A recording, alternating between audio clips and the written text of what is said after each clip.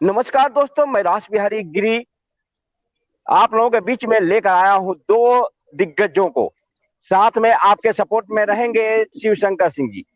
तो मैं परिचय कराने के पहले मैं शिव शंकर जी के पास जाना चाहता हूं, जो हमारे दिग्गज कवियों को परिचय कराएं। शिव शंकर सिंह जी, नमस्कार। कल्पतरु के पटल पर उपस्थित सभी सुधीजनों को, गुरुजनों को, मित्रजनों को, साहित्य प्रेमियों को सादर नमन है, हार्दिक अभिनंदन है, स्वागत है। इस बार हम साहित्यिक जगत के दो पुरोधा को, सधे हुए रचनाकार को, साधक को, सिद्ध को लाए हैं। उद्देश्य हमारा है साहित्य की चर्चा, गीत, गीतिका और गजल पर विशेष रूप से एक चर्चा का आयोजन आज रखा गया है, जिसमें इन विधा के माहिर फनकार हमारे बीच आदरणीय डॉक्टर उमेश चंद्र शुक्ल जी मुंबई से उपस्थित हैं। आप मुंबई के ही कॉलेज में प्रोफेसर हैं। और हमारे बीच उपस्थित हैं आज कुमार शैलेंद्र जी, आप भूतपूर्व प्रोफेसर रह चुके हैं और इस विधा में आप दोनों ही अपने अपने क्षेत्र में विशेष रूप से महारत रखते हैं। आपसे खास करके नवयुवकों को, नए लोगों को इस विधा के बारे में, साहित्य के बारे में और साहित्य की तमाम विधा में से कैसे हम गीत, गीतिका या गजल जो आजकल काफी लोकप्रिय है समाज में, इसके बारे में जानकारी लेना चाहेंगे। और इसी ख्याल से हम अपने खास करके कल्पतरु के मित्रों के लिए, साहित्य प्रेमियों के लिए, साहित्य अनुरागियों के लिए आप जैसे दिग्गज लोगों को हमने यहाँ बुलाया है। आपको एक बार कल्पतरु के पटल पर आदरणीय शुक्ल जी को और कुमार शैलेंद्र जी को हार्दिक अभिनंदन है, स्वागत है आपका। कल्पतरु की तरफ से प्रणाम निवेदन है आपके पास प्रति। हम यहीं से शुरुआत करते हैं, समय व्यतीत नहीं करते हुए, कि आज साहित्य अपने आप में एक उद्देश्य भी है, एक मुकाम भी है। साहित्य से मनुष्य, या यूं कहें कि हमारा अंतर जगत संवरता है, सजता है, बनता है। वैसे भी लोग कहते हैं कि मनुष्य होना अपने आप में भाग्य की बात है और कवि होना तो सौभाग्य की बात है। तो इसी क्रम में हम पहले तो कुमार शैलेंद्र जी से ये प्रश्न रखना चाहेंगे कि गीत और गीतिका के बारे में कहने के पहले आप संक्षेप में साहित्य प्रेमियों को आप पहले ये बताएं कि साहित्य से हमारा अभिप्राय क्या है, साहित्य का अध्ययन और अनुशीलन हमारे लिए क्यों जरूरी है। कुमार शैलेंद्र जी, धन्यवाद। आवाज मेरी सुनाई दे रही है ना? बिल्कुल मेरी जी जी बिल्कुल जी जी। सर्वप्रथम मैं कल्पतरु को प्रणाम निवेदित करता हूं अपना। कल्पतरु से जुड़े तमाम लोगों का हार्दिक अभिनंदन, अभिवादन करता हूं। खास तौर से इस कार्यक्रम के जो संयोजक, संचालक हैं शिवशंकर सिंह सुमित जी, रास बिहारी गिरी जी और मेरे मित्र राम पुकार सिंह जी, मैं सबको साधुवाद देता हूं, हार्दिक धन्यवाद देता हूं कि कल्पतरु से जुड़ करके इस कोरोना काल में यह जो चर्चा, परिचर्चा या संवाद साहित्य के बारे में चल रहा है, ये बड़ा सुखद है, शुभ है। हाँ, बातें गीत, गजल, गीतिका की करनी है तो मैं यह बात अपने मित्रों को जो पटल पर उपस्थित हैं उनका अभिनंदन करते हुए यह बताना चाहता हूं कि मैं अंग्रेजी का व्याख्याता रहा हूं। अंग्रेजी साहित्य से ही ज्यादा लगाव रहा है, लेकिन हिंदी साहित्य से, हिंदी से, संस्कृत से भी, अपनी संस्कृति से मुझे अगाध प्रेम है, अगाध श्रद्धा है। और यह जो लेखन और सृजन का काम प्रारंभ हुआ है वह काफी विलंब से प्रारंभ हुआ है। हालांकि रुचि पहले से ही रही है। मैं पहले लिखता रहा हूँ, बंदी करता रहा हूँ, इसके बाद छोटे मोटे अखबारों में छपना, इसके बाद मैगजीन्स वगैरह में छपना, फिर और इसके बाद अब तो मैं रिटायर्ड हूँ, अवकाश प्राप्त हूँ, अब भी कुछ लिखता पढ़ता रहता हूँ और इससे सुख की अनुभूति होती है साहित्य के बारे में।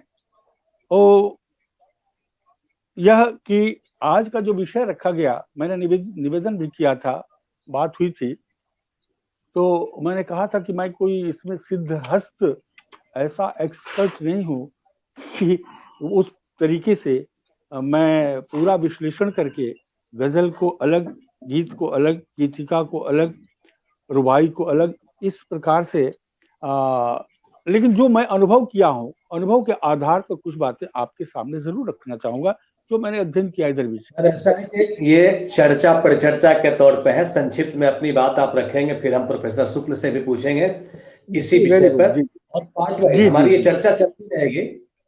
जी जी जी जी जी, एक साथ हम लोग अब मिलकर बातचीत करेंगे। Very good. हाँ हाँ हाँ, ये सुखद है जी। तो ये मैं निवेदन करना चाहता हूँ कि जब अंग्रेजी साहित्य का अध्ययन का दौर चल रहा था, उस दौरान बहुत सारी साहित्य से काफी जुड़ाव हुआ और उसमें मैंने ये अनुभव किया कि इसमें अभी जो हम गीत की बात करते हैं तो अंग्रेजी में लिरिक, आप तो अंग्रेजी के विद्वान हैं सुमित जी, तो लिरिक से यह गीत की हम कल्पना करते हैं कि लिरिक के समकक्ष या वैसे लिरिक गीत, और गीत तो मैं समझता हूं कि गीत तो मनुष्य ही नहीं, गीतात्मकता मनुष्य ही नहीं, पक्षियों तक में मैं तो अनुभूत करता हूं, आप तमाम लोग करते होंगे कि पक्षी एक ही पक्षी है, वह कोयल है, कौवा है, कबूतर है या मोर है।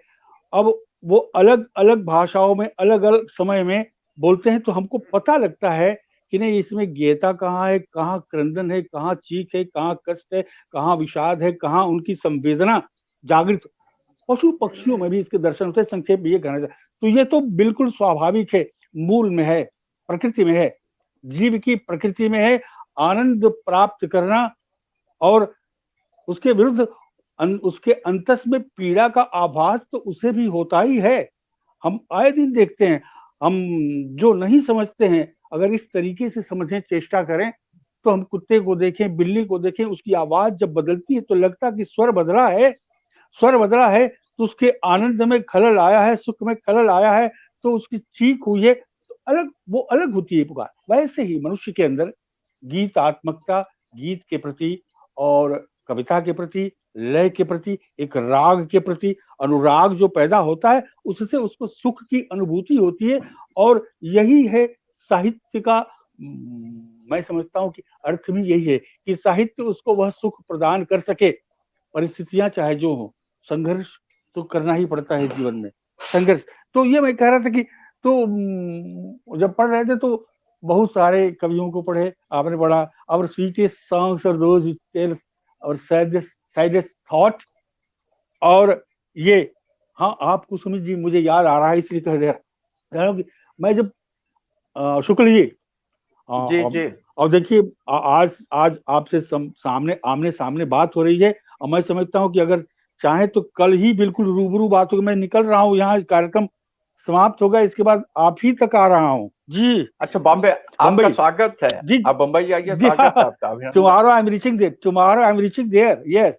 ये कार्यक्रम खत्म होगा, हमारी तैयारी है निकलने की, फ्लाइट है और सवेरे हाजिर हो जाऊंगा। तो ये मैं कह रहा था कि वो है कि जब मैं पढ़ रहा था तो आपने भी पढ़ा है, टी.एस. इलियट को बहुत बड़ा साहित्यकार हुआ। टी.एस. इलियट को मैं जो पढ़ा हूँ उससे लगा कि उसको भारतीय शास्त्रों का अध्ययन करने के लिए वहीं से नहीं अध्ययन किया, उसको हिंदुस्तान की भूमि को टच करना पड़ा, आया यहाँ और यहाँ आ करके उसने बहुत अध्ययन किया। और अध्ययन करने के बाद जो पुस्तकें तो बहुत लिखी टी.एस. इलियट ने, बड़ा मशहूर, लेकिन वो जो मैं पढ़ा हूँ, आप भी पढ़े, द वेस्टलैंड पढ़े, बंजर जमीन, द वेस्टलैंड। और जो वेस्टलैंड के माध्यम से वो क्या कि मैं तो बहुत दिन हो गया, बहुत सारी चीजें भूल गई हैं। तो लिखता है कि April the cruellest month, bringing license out of the dead land, mixing memory and desire, stirring girl roots with no pain. And then after, तो वो कहता है कि वो जो है कि क्रूएलिस्ट, लेकिन वो इसके माध्यम से वेदों, हमारे उपनिषदों का अध्ययन करता है, वो आरण्यक उपनिषद का अध्ययन करता है, खास तौर से बृहदा अरण्यक उपनिषद का अध्ययन करता है। और बृहदा अरण्यक उपनिषद में आरण्यक है, अरण्य में ऋषि हैं और घनघोर बादल की थंडरिंग हो रही है। मैं कहूं थोड़ा सा ना, मैं इसके आगे आ जाता हूं, मैं विषयांतर तो नहीं हो रहा हूं सर? नहीं, ठीक है सर, ठीक है। अच्छा, तो ये भाव आ गया, जुड़ गया थोड़ा सा कि वो यहाँ के शास्त्रों का अध्ययन करके अब वो अर्थ निकालता है। वो अपने देश के लोगों को बताना चाहता है कि भारत की साहित्य और भारत का साहित्य और भारत की संस्कृति कितनी गरिमामय है, और वह हमारी संवेदनशीलता है, हमारी मानवीयता है, वही तो हमारी भारतीयता है। और इस चीज को ले जाकर के अपने देश में वो उस माध्यम में लिख करके अपने देश और दुनिया को उसने बताया है। तो उसमें निष्पत्ति के रूप में यही आता है कि ऋषि अरण्य में है और वो बादल छा गए, बादल मेघ छा गए और घनघोर गर्जना हो रही है, बिजली चमक रही है और पानी बरस रहा है, थंडरिंग हो रही है। तो उसमें अब उसको अपनी भाषा में लिखे, व्हाट द थंडर सेड। ऋषियों में आपस में परामर्श मंत्रणा होती है, मंत्रणा के दौरान होता है कि आप बताओ, व्याख्या करो कि बादल क्या कह रहे हैं। बादल तो आसमान में छाए हुए हैं, बादल को हम उस रूप में, प्रतीक रूप में देख सकते हैं। तो बादल वही है जो हमारे ऊपर आच्छन्न है, और क्या आच्छन्न है? वह विपदा है, वह सुख है, वह क्या है? अब उसकी निष्पत्ति तो ऋषि आपस में मंत्रणा करते हैं कि ये बादल क्या कहते हैं, व्हाट द थंडर सेड, बादल ने क्या कहा। तो ठीक उसी भाषा का इस्तेमाल करता है टी.एस. इलियट परम्य है, ठीक उसी भाषा का जो आरण्यक में, जो बृहदा अरण्यक उपनिषद में है, डट dot dot dot dot dot dot, और dot dot dot, what does mean by this dot dot dot dot dot dot dot dot dot, what does it mean? कहा कि अब उसको बताता कि यही है 3D, there are 3D, 3 dimensional, ये 3 डायमेंशनल है क्या? दत्त, दयध्वम, दमयत। सर एक बात पूछना चाहूंगा सर, यहाँ आप दोनों जन से ही प्रश्न ही है, तो प्रोफेसर शुक्ल साहब से भी पूछ रहा हूँ, आपसे भी दोनों जन के सामने ही है। ये जो कहा जाता है कि मुझसे होना भाग्य है और कभी होना सौभाग्य है, तो इस संदर्भ में आप लोग क्या कहना चाहिए? दो लाइन में अगर उत्तर दें तो आगे भी कुछ बातें बन सकती। बिल्कुल सही, बिल्कुल सही, आ गए जी, वही आ गए जी, आ गए वही। तो हम कहते हैं उस कविता के माध्यम से संदेश दिया कि नहीं है, जो क्या है, वह तो जो संदेश है वह मनुष्य के लिए, वो भाषा जानता है और भाषा गढ़ता है और भाषा में बात करता है, तो एक दूसरे को स्पर्श करता है, उसके हृदय को।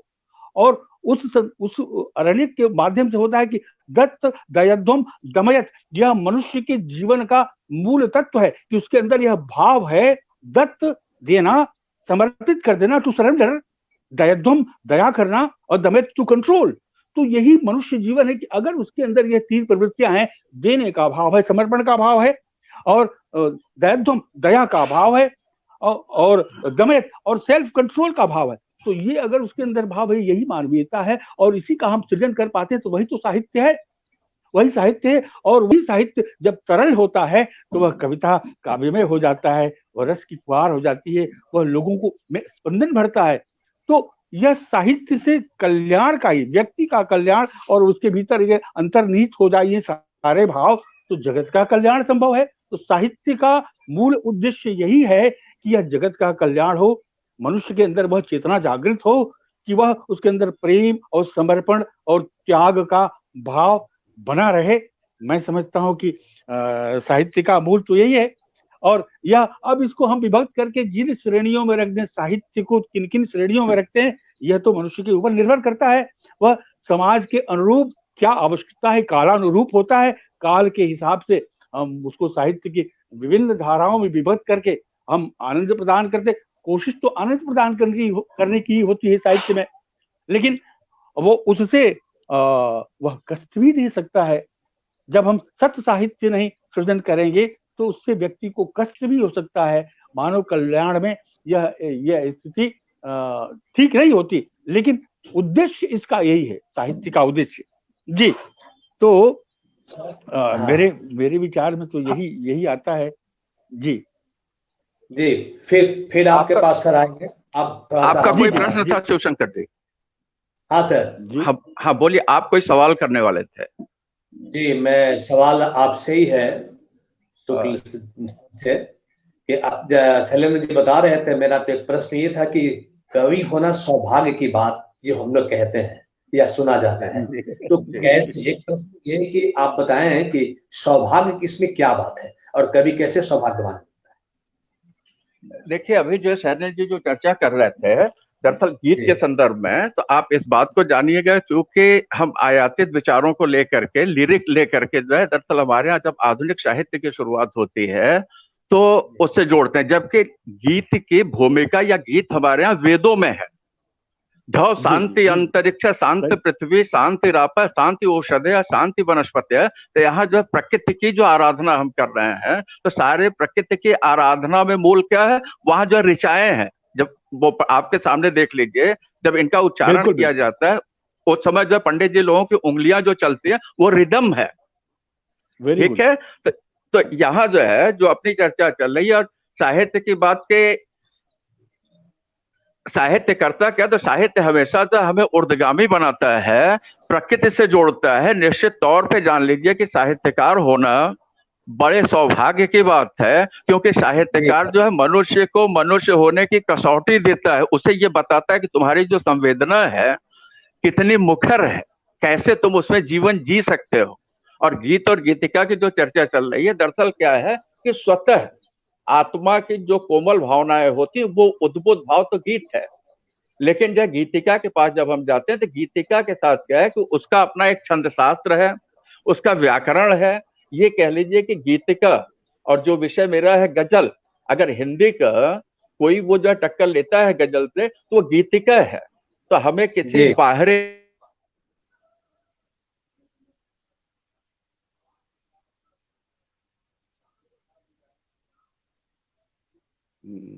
असुविधा होगी लाइन। अच्छा आ रही आपकी आवाज आ रही है। शुक्ल जी की आवाज बाधित है, लगता है कि सिग्नल नहीं मिल पा रहा है। तो सर हम तब तक ये बात करते हैं, जैसे कि जी बतला रहे थे कि साहित्य अपने आप में, या यूं कहें कि साहित्यकार कहें, कवि कहें, गीतकार कहें, वो सर्जक होता है, सृजन करता है, और सृजन करते समय निश्चित तौर पर ऐसा कार्य है जिससे वह व्यक्ति खुद भी पुलक से भर जाता है, आनंद से भर जाता है, अहोभाव से भर जाता है। हाँ जी जी, हाँ जुड़ गए शुक्ल जी। रचना जितना जो है, हाँ रचना जो है, इस बात को आप जान लीजिएगा कि जितना जो रचनाकार रचना को रचता है, उतना ही जो खुद ही रचना रचनाकार को रचती है।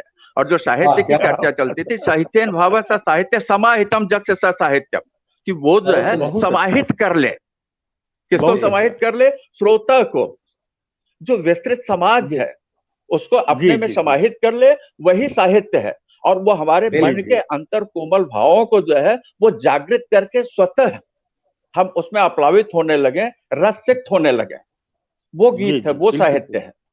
बिल्कुल। और जी जी जी जी जी कहा जाता है कि साहित्य। हाँ सर, आपकी आवाज फिर कट रही है। शैलेंद्र जी कुछ बोल रहे हैं आप? बोलिए सर, शैलेंद्र जी बोलेंगे। नहीं बिल्कुल, मैं शुक्ल जी की बात से पूर्ण सहमत हूँ। मैंने जो प्रारंभ में उल्लेख इसलिए कहा कि नहीं, देखिए कि हमारे भारतवर्ष के ऋषि महर्षि और जो साहित्य का हिस्सा है, कैसे बाहर के लोग प्रभावित होकर के आकर के, इसलिए मैंने मैंने उसको आधार वो नहीं बना, आधार तो ये, आधार भूमि तो ये हमारी है जी आकर्षित होकर के यहाँ आना पड़ा, और इस चीज को ले जाकर के अपने लोगों को जब बताते हैं, पूरी दुनिया में उसका विस्तार होता है, तो वो मैं उससे पूर्ण सहमत हूँ। मैंने उल्लेख इसलिए कर दिया कि मुझे याद है, मैंने कहा कि मुझे याद आ रहा है याद आ रहा है कि हमारे शास्त्रों, तो वो मैं पूर्ण सहमत हूँ। शुक्ल जी बिल्कुल सही कह रहे हैं। और ये कि वो गीत क्या है कि यहाँ बृहद जो है जी हाँ बोलिए जी। हाँ, तो ये कहा कि नहीं, क्या है कि यहाँ जो चर्चा चल रही है, हाँ बोले बोले बोले वो जी एकाएक बोलिए। हेलो। हाँ, यहाँ जो है हाँ दरअसल वो बताना इसके लिए जरूरी है क्योंकि बृहद जी जो जी। साहित्यिक वर्ग जुटा हुआ है, तो वो दरअसल हाँ ये मान हाँ। के चलता है कि गीत जो है लिरिक के रूप में बाहर से आया, और क्लासरूम में हम अच्छा भी पढ़ाते हैं तो गीत को जी जो है बिल्कुल लिरिक बिल्कुल। का समानांतर बताते हैं। तो जो जी समानांतर जी बताते हैं, क्योंकि यहाँ हम साहित्यकार हैं तो इसके लिए हम जाने कि नहीं ये बीज हमारे यहाँ से बाहर गया, क्योंकि हम हमेशा दाता रहे हैं। हमने जो है क्या बिल्कुल किया, गीतों को दिया है, वो हमारे यहाँ से इंपोर्ट किए हैं और फिर हमें वो इम्पोर्ट किए बताते हैं। और ठीक जी जी। और ठीक यही स्थिति मैं तो गीतिका की है। जी मैं तो तो ठीक यही शुक्ल जी कि जी मैं तो अब तक जो अनुभव है, पढ़ा हूँ, कहीं पढ़ा हूँ, कहाँ पढ़ा हूँ, ये याद नहीं है। तो मुझे तो ये लगता है कि गीत शास्त्र और गीत जहाँ से शुरू होता है, हम तो समझते हैं कि विद्यापति के समय से प्रारंभ हो जाता है। हम जो पढ़े हैं कि विद्यापति का काल और जी ये जो मॉडर्न जो लिरिक है, वो बहुत बहुत फर्क है। जी विद्यापति के जी काल से गीत का प्रारंभ हो जाता है, जी और बाद जी में जो आते हैं गीत शास्त्र में कितने लोग आते हैं, जुड़ते हैं, एक पूरी श्रृंखला होती है। हाँ, इस जी पर जरूर है कि नहीं, समाज का और सामाजिक स्थिति का जो जो दुनिया के अंदर जो हलचल है, उस हलचल का प्रभाव कालानुसार पड़ा है, हर जगह पड़ा, यहाँ भी है, अन्य जगहों पर भी है। लेकिन ओरिजिन जी तो यही है, मूल तो यही है, जी हमारी जी धरती है जी जी ये। जी और विद्यापति की शुरू होता है और आगे तक यात्रा होती है। फिर बीच में सारी चीजों को हम समय का भी सम्मान करना है कि वो आता है सूर्यकांत त्रिपाठी निराला तक, और बीच में दुनिया के अंदर जो हलचल पैदा होती है सामाजिक सुधार के नाम पर, क्रांति के नाम पर, चाहे रशियन रिवॉल्यूशन हो, चाहे ये जहां भी क्रांति हुई, हलचल पैदा हुआ है, तो वो प्रभावित किया है वहां के लोगों के मन को, और मन के हिसाब से लोगों ने अपने को खाने में बांटना शुरू किया है, और जी वो जिसके मन में जो आया सो कहने लगे। वरना गीत ही तो जी हमारा मूल तत्व है, हमारे जी शास्त्रों में है, छंदों में है। जी गीत तो हमारा प्राण है, हमारी जी संस्कृति का प्राण है, एक एक मंत्र जी गीत है जी। जी जी तो बिल्कुल। वेद ये बड़ा तो जी सारे वेद और उपनिषद तो छंदोबद्ध ही है, छंदों में ही है, और सारे जी बिल्कुल। जी बिल्कुल बिल्कुल बिल्कुल नहीं, जी यही जी। बात तो आपसे बता रहा है। और भारतीय काव्य शास्त्र की जो शुरुआत होती है भरत मुनि के नाट्य शास्त्र से, वो गीत ही है। हमारी नाट्य जो शास्त्र से काव्यात्मकता से ही हमारी साहित्यिक जी गति होती है, जी जी काव्यात्मकता से हमारी साहित्यिक गति होती है। भारतेंदु उसी समय आने के बाद तब हम जब गद्य की तरफ आते हैं, नहीं तो गद्य का जी उससे जी पहले जी। छिटपुट रूप मिलता है अमीर खुसरो वगैरह के पास। तो ये तो हाँ जी हाँ हमारी हाँ बिल्कुल। स्वयं के अपने आत्मा की आवाज है। जी जी जी जी और जो जी। जी मैं और जो हाँ विधा बोले जो है बोले बोले। शैलेंद्र जी की है, शैलेंद्र जी की जो हाँ हाँ विधा है गीतिका, तो ये जो है जी वास्तव में ये आसन सिद्ध, कलम सिद्ध लोगों की बात है, जिन्होंने कि व्याकरण को सिद्ध किया और मन का जो कोमल मसृण भाव था उसको ले आकर के अब व्याकरण के अनुशासन में छंद शास्त्र से बांध के विशुद्ध जी हिंदी के शब्दों का प्रयोग करते हुए। क्योंकि जी आप जान धन्य लीजिएगा कि धन्य धन्य। विश्व के किसी भी साहित्य में ऐसा नहीं है कि नहीं जी हमारे जी जो है इस विधा में केवल इसी शब्दों का प्रयोग होगा। इस मामले में मैं गजल जी। लिखता हूँ, गजल कट जाती है, अभी चर्चा होगी आगे मैं उसकी चर्चा करूंगा। तो ये ताकत अच्छा हमारी अच्छा। गीतिका का है। हाँ जी शैलेंद्र जी। जी जी जी जी जी। हाँ, बिल्कुल तो ये है कि बिल्कुल। बड़ा सुखद है कि इस विषय को कल्पतरु के माध्यम से बड़ा जी अच्छा, जी बहुत अच्छा विचार है कि इसको शुरू किया, और आप जैसे विद्वान को इसमें शामिल किया, और आपसे रूबरू ये चर्चा हो रही है। क्योंकि मैं तुम चर्चा पर चर्चा अन्य सुनता हूँ, बहुत लोग लगे हुए हैं और इस विषय पर चर्चा चल रही है, पूरे राष्ट्रीय स्तर पर देख रहा हूँ कि चर्चा चल रही है। लेकिन एक जी चीज है कि वो लगता है कि नहीं, कुछ अलग अलग खेमे हैं, जो गीत के अंदर जो माधुर्य है, गीतात्मकता है, जो हृदय के अंदर जो आनंद की अनुभूति कराता है, उससे भी बहुतों को, मैं ये नहीं, नाम कोई नहीं जानता, या जानता भी हूं तो नहीं लूंगा, उनको इतराज है कि नहीं, क्यों ये गीतात्मकता है, क्यों लय है, क्यों नहीं तोड़ करके चल रहे हैं। आई तो थी नई कविता तो थी, जी नई कविता, और नई कविता के बाद वो एक तरह का साहित्य के अंदर आंदोलन चलने लगा, और उसमें नई कवि यानी गीत, कविता में नई कविता आ गई, कविता के अंदर नई कविता आई, तो फिर गीत में नवगीत आया, और नवगीत उसको लोग जी कहने लगे। तो वो सब चल रहा है, लेकिन फिर भी जो उसके पक्षधर हैं उनके मन में भी गीत के प्रति अनुराग है, क्योंकि गीतात्मकता तो अंतःस्वर है, उससे उससे वो अलग नहीं हो सकते, कट नहीं सकते। यह बातें दूसरी हैं कि साहित्य के ऊपर राजनीति का कितना प्रभाव पड़ रहा है, समाज का क्या प्रभाव पड़ रहा है, वातावरण का क्या प्रभाव है, उनकी विवशता क्या है। हाँ, ये जरूर है कि हमारे गीत है, नवगीत है और गीतिका है या गजल है या कविता है, उसमें मानव के कल्याण की बात अवश्य आनी चाहिए। वो मानव के कल्याण की बात हो, और क्योंकि तभी हमारा उद्देश्य पूरा होगा, तभी उसे हम साहित्य की संज्ञा दे पाएंगे। गीत गजल बहुत इसको हम बढ़िया। जी, वो उसका हमको साहित्य जी साहित्य का उद्देश्य ही है कि मनुष्य को ऊर्ध्वगामी बनाए, और जो गीत है वो हमारी जो कोमल भावनाओं की प्रस्तुति है। और जो अगला मुद्दा है वो गीतिका का इससे आके जुड़ता है। तो क्योंकि जो है गीत से जब हम आगे की तरफ गति करते हैं तो यहाँ जो मुख्य बात गीतिका के साथ जुड़ती है, इसका जो व्याकरण है, जो हमारे यहाँ वर्णिक छंद है, वर्णिक छंदों को लेकर के जो इसकी मापनी है, और फिर इसमें जो है विशेष आग्रह है कि नहीं हम जो है करें क्या कि हिंदी के शब्दों का ही प्रयोग करें, दूसरी भाषाओं के शब्दों का प्रयोग हम न करें। और फिर तीसरा आग्रह जो है इसके साथ आ जाता है कि यहाँ जो है गीतिका में मुखड़े का होना बहुत जरूरी है। और चौथी बात यहाँ आती है गीतिका से जुड़ के, क्या वो कहन की शक्ति, क्योंकि गीतिका यही जो है ये कह लीजिए कि चुटीले अंदाज में वो अपनी बात को आगे बढ़ाती है कि जहां जो गीतिका की 4 पंक्तियां पढ़ दी गई तो पता चलता है कि पूरा का पूरा वातावरण बदल जाएगा। और ठीक गजल की तरह जो इसमें भी 5 जैसे वहां शेर होते हैं, वैसे यहाँ जो है जो स्थिति है तो 5 युग्म होते हैं। तो यहाँ हम देखें तो गीतिका जो है गीत का व्याकरणिक अनुशासन, ऐसा मुझे समझ में आता है। गीतिका जो है गीत का व्याकरणिक अनुशासन है, जहां जो थोड़ी सी आत्मा के ऊपर भार तो पड़ता है, लेकिन चूंकि इसे भी लेकर के हमें गति करना है। काव्य की एक ऐसी सशक्त विधा है, जैसा कि हम जानते रहे कि बहुत सदियों तक हम ऐसे दौर में रहे जबकि राजे रजवाड़े थे और वहां जो उनके दरबारों में फारसी के शेर चलते थे, तो क्योंकि उसके टक्कर में हमारे पास अगर रीतिकाल में कुछ था तो क्या था, दोहे थे और फिर गीतिका थी। जी जी जी जी, मैं तो बिल्कुल लर्नर हूँ, मुझे ज्ञान भी प्राप्त हो रहा है, बड़ा आनंद का अनुभव हो रहा है। तो ये नहीं जी नहीं, बिल्कुल मैं धन्य हो रहा हूँ। हाँ, कल्पतरु मंच ही ऐसा है जी कि वो तो ज्ञान है तो ऐसी कि रोज रोज कुछ न कुछ संवर्धन होता रहता है। हमारी उम्र चाहे जो हो जाए और इसमें रोज रोज कुछ संवर्धन होता रहता है। तो ये मेरे लिए तो ये अद्भुत क्षण है। हाँ जी जी, और बहुत बढ़िया आपने गीतिका के बारे में बताया, क्योंकि गीतिका के बारे में मेरे मन में भी कंफ्यूजन था। जी हाँ बोले।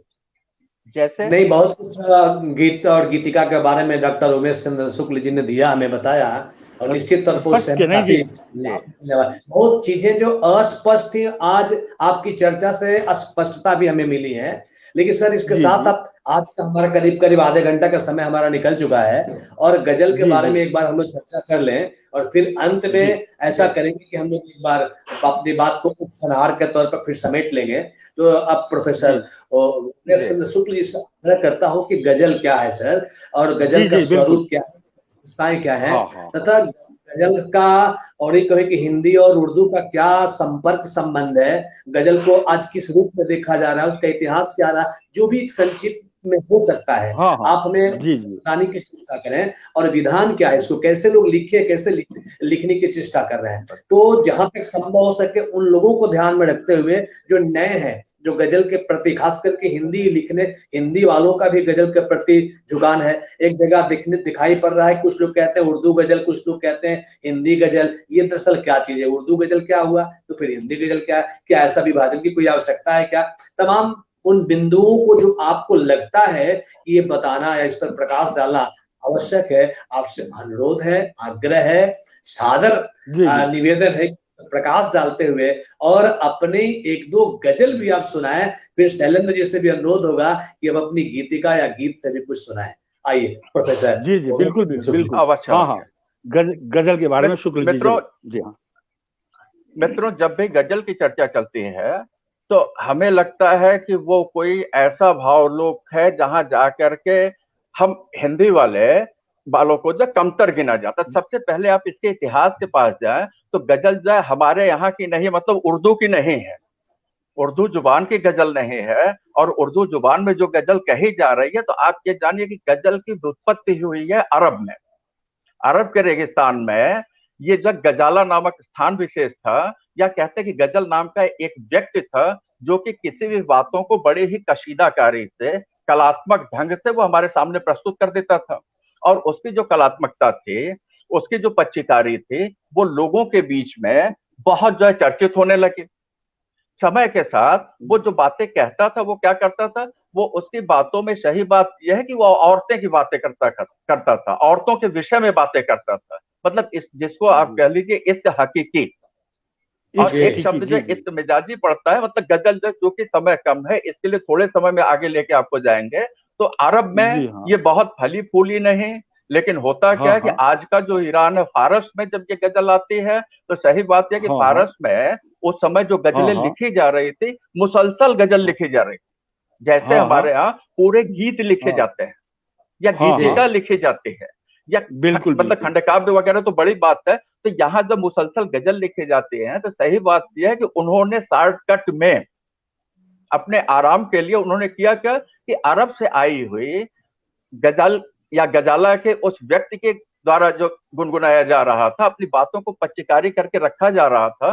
ये मुसलसल गजल की जगह जो है हुआ क्या कि फारस में, आज का ईरान, इसको ध्यान दीजिएगा, वहां जो ये आने के बाद, क्योंकि ये खूब फली फूली, क्यों फली फूली, कारण ये रहा कि यहाँ दरबार थे, कशीदेकारी को यहाँ खूब पसंद किया गया। और जब कशीदेकारी को पसंद किया गया, तो ऐसी स्थिति में इस औरतों की बातें करना, औरतों के विषय में बातें करना, और औरतों से इश्क का दम भरना। तो इसमें जो तीसरी बात आती है कि औरतों से इश्क का दम भरना, इसने किया क्या कि फलने फूलने का फारस में, मतलब कि ईरान में आज के, वो खूब मौका दिया। और ये कह लीजिए तो गजल के चाल चरित्र और चेहरे में जबरदस्त परिवर्तन आता है। लेकिन यहाँ एक बात ध्यान रखिएगा कि जो गजल जो है अरब से चली थी, फारस आने के बाद यहाँ जो है उसके कथ्य में तो परिवर्तन होता है, लेकिन जो उसका व्याकरण होता है उसमें कोई परिवर्तन नहीं होता है। मतलब वो जस की तक वो आगे जो बढ़ती चली जा रही है। और वहां से फिर जब फारस से क्या होती है, क्योंकि वो इश्क मिजाजी से इश्क हकीकी की तरफ आती है, और भारत में जो गजल का प्रवेश होता है, तो निजामुद्दीन औलिया, और फिर दक्षिण में आप जो वली दक्कनी को याद कीजिएगा। तो सबसे पहले भारत में गजल जो आती है, प्रोफेसर नंदलाल पाठक के अनुसार और पुत्तूलाल शुक्ल के अनुसार, वो निजामुद्दीन औलिया के दर पे सजदा करती है। तो निजामुद्दीन औलिया के दर पे सजदा करने का मतलब कि यहाँ आने के बाद जो है वो सीधे गजल जो सूफियाना अंदाज में होती है। मतलब गजल का जो इश्क मिजाजी था वो टूटता है, सूफियों का प्रभाव पड़ता है, भारत की जमीन पे गजल आती है। अब गजल के साथ जो है दो भाषाओं का, अरबी और फारसी भाषाओं का शब्दकोश है। क्योंकि हमारे यहाँ हिंदी और उर्दू दोनों जो है क्या है, ये होता क्या कि मुगल दरबारों में काम करने वाले जो लोग थे, वो अपने घरों में जब जाते थे, तो जिस भाषा का प्रयोग करते थे, जो हिंदू होते थे वो हिंदी हुई, खड़ी बोली के रूप में विकसित हुई, और जो मुसलमान होते तो अपने घरों में जाते थे तो वहां वो उर्दू का प्रयोग करते थे। तो सही बात यह कि भाषा की दो प्रयुक्तियां हैं। तो ऐसी स्थिति में उर्दू के पास जो गजल आई, वो गजल अरब से फारस होते हुए वो भारत आती है। यहाँ आने के बाद जब उसमें होता क्या कि सूफियों का प्रभाव पड़ता है, लेकिन उसका जो अनुशासन है, उस अनुशासन में किसी भी तरीके का, जो उनका छांदिक अनुशासन है, जिसको मापनी वो कहते हैं, उसमें किसी भी तरीके की कोई कमी नहीं रही। ठीक है। अब सवाल इस बात का है कि आखिर ऐसा क्या है गजल में, क्योंकि आज भी उर्दू वाले हिंदी गजल को स्वीकार करने को तैयार नहीं है। जबकि हमारे यहाँ कबीर लिखते हैं, हमन है इश्क मस्ताना, हमन से होशियारी क्या, रहे आजाद या जग में, हमन दुनिया से यारी क्या। यहाँ जो फारसी या उर्दू गजल के जितने अनुशासन है, कबीर जैसे व्यक्ति में जिनकी भाषा के लिए जो भी कहा गया, यहाँ देख लीजिए आकर के सारी बातें, यहाँ मक्ता भी है, यहाँ मतला भी है, यहाँ आकर के फिर इसकी जो अंतिम पंक्तियां आती हैं तो वहां जो क्या है, वो मक्ते के शेर में कबीर जो अपनी बात रख जाते हैं, ये कबीरा इश्क का मारा दो दूर तक दिल में, जो चलना है या नाजुक है सर बोझ भारी है। कबीर क्या कर रहा है, कबीर जो सीधे सीधे गजल को चुनौती दे रहा है। लेकिन जैसा आपसे बताया कि वहां से गजल दक्षिण जाती है, और दक्षिण जब गजल जाती है तो मीर दक्कनी जो है पहला गजलकार होता है, वहां वो जो गजलें लिखता है वो रेखता में होती है। और रेखता की गजलें जब दिल्ली आती हैं तो चूंकि हमारे यहाँ ऐसा कहा जाता है, उसमें बहुत जो है बहस की बातें होती हैं कि अमीर खुसरो जो है वो पहला गजलकार है, जबकि मीर वली, मीर दक्कनी, इसका संबंध इनसे है। होता क्या कि जब भी कुछ विशेष होता है विकास की प्रक्रिया में जो होता है उसको दबाया जाता है। तो सही बात यह कि वली और दक्कनी की बात को दबाया गया, कहा गया कि ये रेखता भाषा, ये तो गिरी हुई भाषा है, उसको वो स्वीकार करने को तैयार नहीं थे। अब फिलहाल वो दूसरा विषय है, लेकिन गजल को ये कह लीजिए तो बहुत ही व्यापक जमीन जिसने दिया उर्दू गजल के लिए, वो गालिब हमारे सामने आते हैं। गालिब जब आते हैं तो वो गजल के सारे छंद शास्त्रों का जैसे वो निर्धारण जो भारतीय जमीन पे होता है, कथ्य बदलता है, लेकिन वो वही फारस से आया हुआ छंद शास्त्र जो वो उसको स्वीकार करते हैं। अब जो हमारे गजल लिखने वाले मित्र हैं वो इस बात को ध्यान दें कि गजल जो लिखी जाती है वो 5 से लेकर के, इनकी संख्या जो है विषम में होती है, 5 से लेकर के आप जो 28-30 शेर में जो है गजल लिख सकते हो। लेकिन आदर्श जो ये 5 को मानते हैं, 7 को मानते हैं, 9 को मानते हैं। मतलब इससे ज्यादा अगर बात बढ़ती है तो फिर वहां दिक्कत होती। जैसा आपसे बताया कि गजल मुसलसल जो है फारस से चले थे, लेकिन यहाँ जब हमारे यहाँ आती है जो कि अरब से लेके चली थी, गजल का हर शेर आप अपने में स्वतंत्र होता है। मतलब गजल को करता क्या है कि एक शेर में वो अपनी बात कहता है, तो गजल में 2 पंक्तियां होती हैं, मतला जिसको कहते हैं, क्योंकि गजल को जब अपनी बात शुरू करता है तो कहता अच्छा ये मतला देखिए, और जैसे ही कहता ये मतला देखिए तो हम हिंदी वाले जो हिचक जाते हैं कि अरे भाई ये मतला क्या है कि नहीं, क्योंकि हमारे शब्दकोश में नहीं है। तो हमारे शब्दकोश में नहीं है। तो मित्रों इस बात को आप जान लीजिएगा कि गजल की एक बहर, मात्रा की गणना जिससे होती है, गजल की एक बहर जो है वो क्या होती है, अपने वजन से लिखी जाती है। ये भी बड़ी मुश्किल बात है, वजन से लिखी जाती है। मित्रों हमारे यहाँ वर्णिक छंद की व्यवस्था है, ठीक यही व्यवस्था जो है वो है और कुछ नहीं है। इस बात को आप जान लीजिएगा। वो जा करके उनके उन 8 सूत्रों को, जैसे हमारे यहाँ य मा तारा ज भ न स लगम जो सूत्र है, य माता यह 1 मात्रा हुई, मा 2 हुई, ता 2 हुई, 1 2 2, ठीक यही चीज है, इससे इतर नहीं है। बस भ्रम की स्थिति में हम पड़े रहते हैं। तो हमें क्या करना है, हमें गजल लिखना है। हम गजल से विद्रोह कर रहे हैं, हम गजल के छंद शास्त्र को जस का तस उठा लेंगे तो हमारी पहचान नहीं होगी। तो हम उसको जाने, लिखने का वैसा प्रयास करें। लेकिन जैसे दुष्यंत ने गजल को जान के गजल को गजल के अनुशासन में, उसकी जो शैली रही उसमें लिखा, लेकिन तथ्य बदल दिया। तो मित्रों आज गजल जो है किससे संवाद करने लगी, आम आदमी से करने लगी। इश्क मिजाजी और इस हकीकी से बाहर निकल के देखिए, मैं रोजी रोटी की बातें करता हूँ, भुखमरी की बातें करता हूँ, राजनीति की बातें करता हूँ। तो गजल में जो पहला होता है क्या होता है, मतला होता है।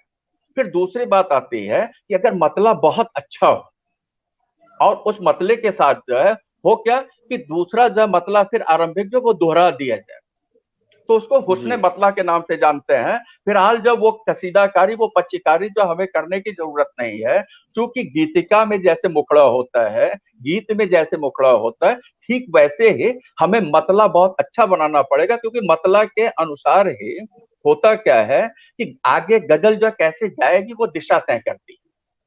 और गजल में क्या होता है, जिसको हमारे यहाँ तुक कहते हैं, है कि नहीं। जैसे जब हमने कबीर का ही पढ़ा था कि हमन है इश्क मस्ताना, हमन से होशियारी क्या, और फिर रहे आजाद या जग में हमन दुनिया से यारी क्या। या फिर इसी बात को आप देख लीजिए, जो भाषा के धरातल पे मैं कह रहा था, उर्दू कहती है कि मैं समृद्ध हूँ। अरे यार हम तो अपनी भाषा हिंदी का प्रयोग करते हैं, उनके अरबी और फारसी के शब्द है। मैं गालिब के जो है 2 शेर जो है यहाँ कोट करना चाहूंगा। गालिब लिखते, नुक्ता ची है गमे दिल, उसको सुनाए न बने। नुक्ता ची है, ये उर्दू का नहीं है। नुक्ता जी अरबी से आया है, अरबी से। इस बात को आप जानिए। जो उर्दू वाले हमें खारिज करते हैं, तो हम हिंदी वालों को ये जानना चाहिए कि नहीं, हम उनको कैसे खारिज करें। वो कैसे हमारी जी गजल को जो स्वीकार करने को तैयार नहीं है। हमारी तो बड़ी देखिए उर्वर शुक्ला जी, जमीन है ना। आपकी अभिव्यक्ति पर बहुत सार्थक प्रतिक्रियाएं आई हैं। अब बहुत आने से लोग हमारे यहाँ के गाजीपुर के डॉक्टर गजाधर शर्मा गंगेश जी और वो डॉक्टर अक्षय पांडे, मैंने तो देखा, पढ़ नहीं जी पाया हूँ, बड़ी लंबी टिप्पणी थी। बड़े डॉक्टर अक्षय पांडे की, हाँ आ भी गया, उन्होंने बहुत लंबी चल टिप्पणी लिखी है। जो अक्षय पांडे देख रहे हैं, यहाँ के बहुत अच्छे गीतकार, बड़े अच्छे कवि हैं। तकरीबन 1000 पढ़ नहीं पा रहा साल से भी पहले गजल का जन्म ईरान में हुआ और वहां की फारसी भाषा में ही इसे लिखा या कहा गया। जी पढ़ नहीं पा रहा हूँ, चश्मा काम नहीं कर रहा है, माना लेकिन बड़ी माना टिप्पणी है, जाता बड़ी है सार्थक कि ये टिप्पणी है। हाँ हाँ जी, सार्थक हाँ, सार्थक टिप्पणी है। नहीं वो है। सबको अक्षय पांडे जी, धन्यवाद। अक्षय, हाँ, उनको मैं जी, प्रणाम करता हूँ। और उनकी टिप्पणी जो बहुत ही सार्थक है। और उनकी डॉक्टर जानकारी में गजाधर मैंने शर्मा वही गंगेश जी जोड़ा भी कि है। गजल की व्युत्पत्ति फारस से नहीं, अरब से हुई है। गजाला एक स्थान विशेष है, या गजल नाम का एक व्यक्ति है जिसका जो मौजूद था वही मौजूद जो है फारस से होते हुए, जिसको आज के मानचित्र में हाँ स्पष्ट करने के लिए मैंने ईरान कहा था, वो हमारे यहाँ है। तो फिलहाल जो यहाँ हम आगे चले, तो गजल में जो जी अंतिम जी शेर होता है जिसको मक्ता कहते हैं, जिसमें गजल को मतलब करता क्या है कि वो अपने नाम का उपयोग करता है। आज जो गजल हाँ लिखी हाँ जा रही है हिंदी वालों में, या बहुत से उर्दू के भी जी गजल गो, वो करते क्या है कि वो अपनी गजल में मतला का या मक्ता का दोनों का प्रयोग नहीं करते, या अभी जब बिल्कुल मक्ते के प्रयोग की बात है तो वो उसको छोड़ चुके हैं। जी मतलब क्या करते हैं, हाँ वो जी जैसे जो है उससे उसका उपयोग करना नहीं चाहते, या तो उसकी हाँ हाँ उनको जानकारी नहीं है। तो अपने सभी गजल को मित्रों से यही कहूंगा कि मतला और मक्ता को जानिए, अपने गजल में उसका उपयोग कीजिए। और अगर नहीं कर रहे हैं तो इस बात को आप अगर जान के नहीं कर रहे हैं तो निश्चित तौर पे आपका ये कदम जो है सकारात्मक है, जैसे मुक्त छंद और छंद, इस बात को जी आप जानिए।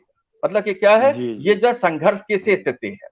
और गजल में जो अंतिम शब्द आता है रदीफ, एक आता है रदीफ, जिसमें कोई एक शब्द जो है जो मतलब होता है उसका दोहराया जाता है बार बार, है जी कि का नहीं। जैसे सुनाए जी न बने, बनाए न देखिए बने, आदरणीय ठीक है। आदरणीय तो ये आदरणीय गजल का व्याकरण था। आप जिनको बाबूजी कहते हैं, आदरणीय समय का सुधाकर मिश्र बंधन। जी को मैं चरण चरण स्पर्श करता हूँ। सुधाकर मिश्र जी की भी टिप्पणी आई, मेरी तरफ देख से नहीं भी पा रहा हूँ, चरण बहुत बहुत ही टिप्पणियां आई हैं। और सुधाकर मिश्र जी को प्रणाम करता हूँ और मैं आकर के दर्शन करता हूँ जल्दी, अगर आप दर्शन करा देंगे तो। जी, तो ये तो गजल की बात हो गई और तो समय को भी देखना है। जी, तो मैं कह हाँ रहा हूँ हाँ कि मैं तो बिल्कुल इसमें अनभिज्ञ हूँ और मैं कोशिश में भी करता हूँ। और इसी क्रम में मैं जल्दी से एक गजल, हालांकि मैं कह रहा हूँ कि बिल्कुल अनभिज्ञ हूँ। जी और जी लेकिन हाँ, जी एक गजल की कुछ पंक्तियां आपको पेश करता हूँ। और फिर जैसा कहा आपने जी गीतिका, तो समय मिला तो गीतिका भी, एक छोटी सी गीतिका सुना दूंगा। मैंने लिखा जी जी जी कि स्वागत है। भूल जाना दर्द का मौजूदिया, भूल जाना दर्द का मौजूदिया, दुखती रग को ओह किसने छू दिया। भूल जाना दर्द बहुत का बढ़िया। मौजूदिया, दुखती रग को ओह किसने छू दिया। और जी दूसरा शेर है कि मौन चिड़िया झुरमुटों से छानती, जी मौन चिड़िया झुरमुटों से छानती, शांति। अजब एहसास मन जी रब अजब एहसास मन तंबू दिया, दुखती जी रग को ओह किसने छू दिया। एक दो और बंद देखे कि बहुत सुंदर। जब भी आंखें लाल फीतों से ढकी, जब भी आंखें लाल फीतों से ढकी, प्रेरणा तय जिस्त है वो कोल्हू दिया, प्रेरणा तय जिस्त वो कोल्हू दिया। जी जब भी आंखें जी लाल फीता शाही, जब भी आंखें लाल फीतों से ढकी, प्रेरणा तय जिस्त वो कोल्हू दिया, दुखती रग को ओह किसने छू दिया। और जी बीच के शेर छोड़ता हूं कि समय देख रहा हूं कि, और आखिरी शेर कि डूबना 100% सच नाव का, जी डूबना 100% सच नाव का नेक नेक हाथों में न जो चप्पू दिया। डूबना 100% सच नाव का नेक हाथों में न चप्पू दिया, कि दुखती रग को ओह किसने छू दिया, भूल जाना दर्द का मौजूद दिया। तो इसी क्रम में जल्दबाजी में ही मैंने सोचा कि ये निवेदित कर दूं कि ये मेरी अपनी ही रचना है, कि कितना क्या है, कितना सही कितना गलत ये मैं नहीं जानता। जो काफी हमारे श्रोता, ये हमारे जो बंधु हैं वो बड़े कवि साहित्यकार बहुत अच्छी रचना है, सराहनीय है, बहुत ही अच्छा रचना है, सराहनीय है। जो मानक हैं उन मानकों पर बैठती है। जी बड़ा आदरणीय डॉक्टर सुधाकर मिश्र जी उपस्थित हुए हैं, उनका सादर प्रणाम करता हूँ। उनके साथ ही आप चंद्रभूषण शुक्ल जी हैं, सुमन शुक्ला जी हैं, अक्षय पांडे जी हैं, और संस्कार भारती से प्रमोद गुप्त हैं, जी गजाधर शर्मा गंगेश जी, उपम तिवारी, तमाम बड़े हमारे साहित्य अनुरागी दिग्गज, सभी विद्वान सुधीजन यहाँ उपस्थित हैं। सभी को पुनः प्रणाम करता हूँ कल्पतरु की तरफ से, अपने सारे बंधुओं की तरफ से आप सबका अभिवादन, आप सबको प्रणाम करता हूँ। और डॉक्टर उमेश चंद्र शुक्ल जी से अनुरोध करता हूँ कि सर आप भी अपनी दो एक गजल भी सुनाएं इस चर्चा के साथ साथ, जैसे कि सलीम जी ने। अवश्य। देखिए ऐसा है कि उर्दू वाले ये कहते हैं कि हिंदी में भी गजल लिखी जाती है, और अब तो वो कहते हैं कि भोजपुरी में भी लिखी जाने लगी है। तो सही बात है कि हिंदी में भी गजल लिखी जाती है और भोजपुरी में भी लिखी जाती भी नहीं। ठीक है, तो आइए एक मैं सुनाता हूं। दिलकश अदाएं वादे तेरे भाषण कमाल के। बिहार में भी चुनाव था। दिलकश अदाएं वादे तेरे भाषण कमाल के, मिथ्या में इतना दम है सच में वो कमाल के। दिलकश अदाएं वादे तेरे भाषण कमाल के, मिथ्या में इतना दम है सच में वो कमाल के। भविष्य उजला भविष्य उजला उम्मीद ख्वाब दर्द वफा। क्या बात है, उजला उम्मीद ख्वाब दर्द वफा। झोली में सेंटा क्लॉज के खिलौने कमाल के, झोली में सेंटा क्लॉज के खिलौने कमाल के। गले नहीं उतरता मगर उगले तो कैसे उगले। क्या बात, गले नहीं उतरता मगर उगले तो कैसे उगले। शब्दों क्या बात है के सजा लड्डू तुमने खिलाए कमाल के। शब्दों के सजा लड्डू तुमने खिलाए कमाल के। गले नहीं उतरता मगर उगले तो कैसे उगले। इंसानियत मरी पड़ी दिखती काली परछाइयां। इंसानियत मरी पड़ी दिखती काली परछाइयां, लकदक सफेद कपड़ों में आए कमाल के। इंसानियत मरी पड़ी दिखती काली परछाइयां, लकदक सफेद कपड़ों में आए कमाल के। लड़ते रहे रोजी रोटी भूख बीमारी का इलाज हो। हर नेता की यही स्थिति है, किसी के लिए लड़ाई शुरू करता और बाद में वो वीआईपी हो जाता। लड़ते रहे रोजी रोटी भूख बीमारी का इलाज हो। तेरा ताम झाम कह रहा किससे कमाल के। तेरा ताम झाम कह रहा किससे कमाल के। मुफ्ती में बोला था कई बार रोजगार नहीं है। मुफ्ती में बोला था कई बार रोजगार नहीं है। ना समझता शायद मैं तेरे रोजगार कमाल के। दिलकश अदाएं वादे तेरे भाषण कमाल के। मिथ्या में इतना दम है सच में कमाल के। जीते चुनाव पेंशन हुआ पुश्तों का बंदोबस्त। जीते चुनाव पेंशन हुआ पुश्तों का बंदोबस्त। कोई कहे कुछ भी सजे शोरूम कमाल के। जीते चुनाव पेंशन हुआ पुश्तों का बंदोबस्त। कोई कहे कुछ भी सजे तेरे शोरूम कमाल के। वो करते नहीं है बातें हल्की फुल्की मगर। वो करते नहीं है बातें हल्की फुल्की मगर। लौंडों में चलते किस्से उनके कमाल के। वो करते नहीं है बातें हल्की फुल्की मगर। लौंडों में चलते किस्से उनके कमाल के।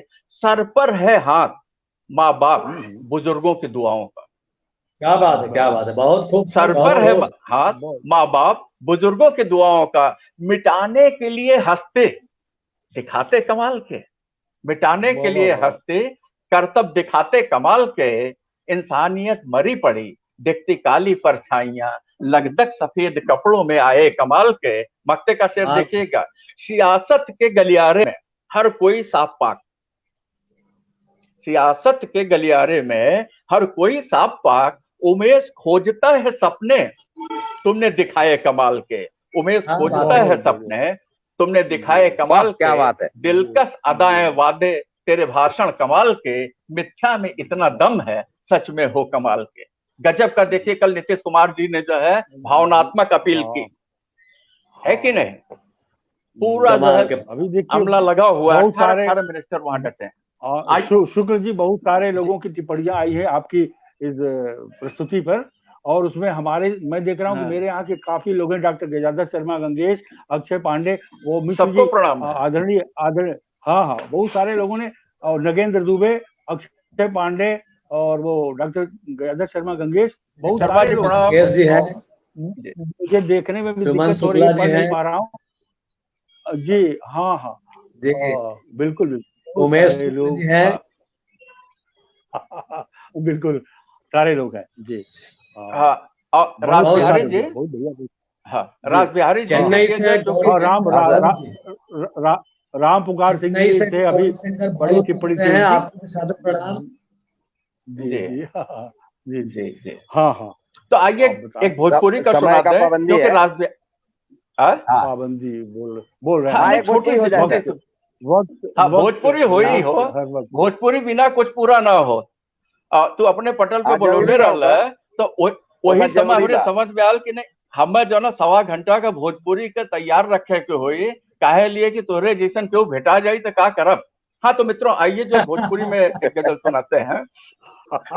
आज पूरी बस्ती में तनाव हो भैया। अच्छा, आज पूरी बस्ती कल वोट है, आज पूरी बस्ती में तनाव हो भैया, धधकत बोरसी में आग हो भैया। क्या बात, आज पूरी बस्ती में तनाव हो भैया, क्या बात है, धधकत बोरसी में आग हो भैया।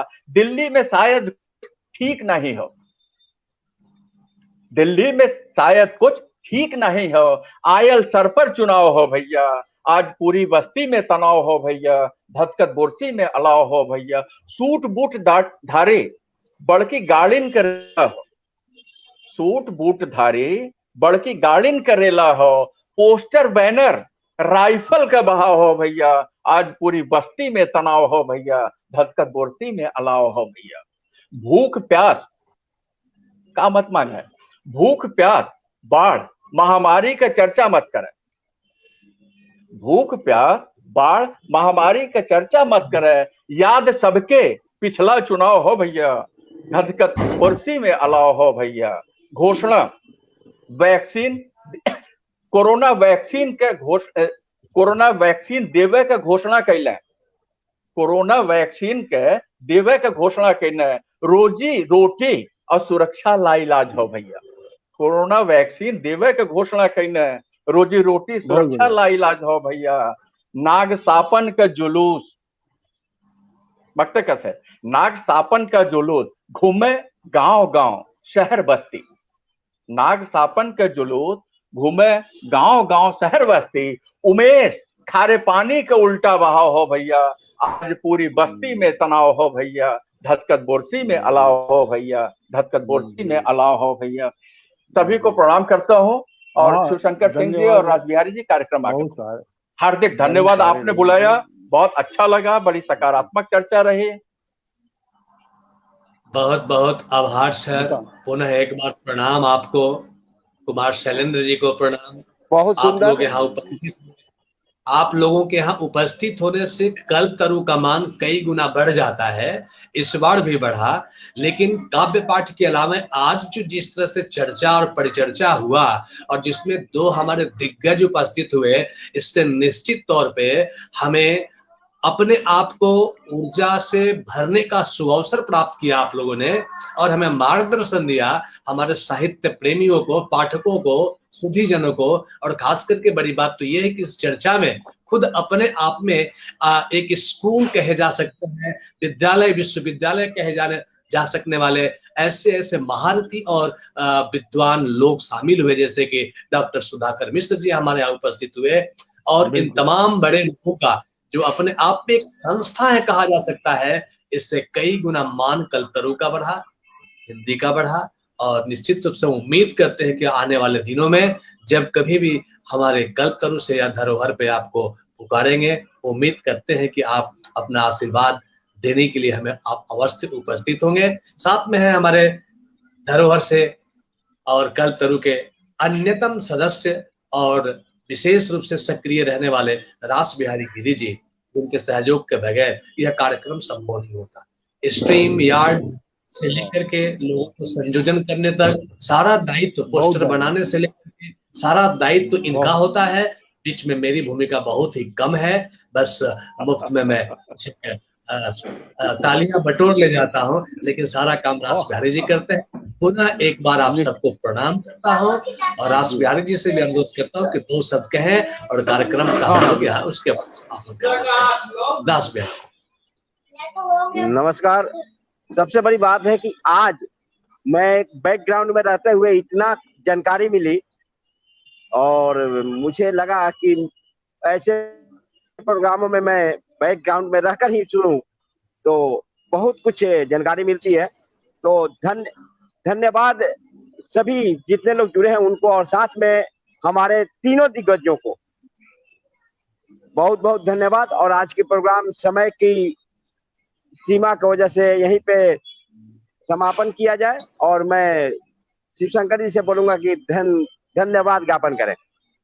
सभी गुरुजनों के प्रति सादर नमन प्रस्तुत करते हुए, उनके चरणों में वंदना करते हुए, उनका आशीर्वाद ग्रहण करते हुए और उनसे ही अनुमति लेकर के आज यही इस कार्यक्रम को हम समाप्त करते हैं। और आशा करते हैं कि हमारे गुरुजनों का, बड़े जनों का आशीर्वाद यूं मिलता रहेगा, और खास करके डॉक्टर उमेश चंद्र शुक्ल जी का और प्रोफेसर कुमार शैलेंद्र जी का हम आभारी हैं, रहेंगे कि आप अपना बेशकीमती वक्त निकाल कर हमें दिया। और आभारी उतना ही है उन पाठकों का, उन श्रोताओं का जिन्होंने अपना कीमती वक्त निकाल करके पटल पर उपस्थित हुए हैं।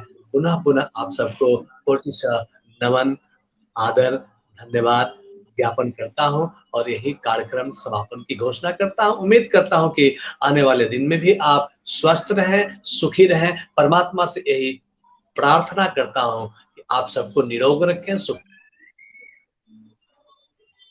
जी धन्यवाद। जय हिंद, जय भोजपुरी। जय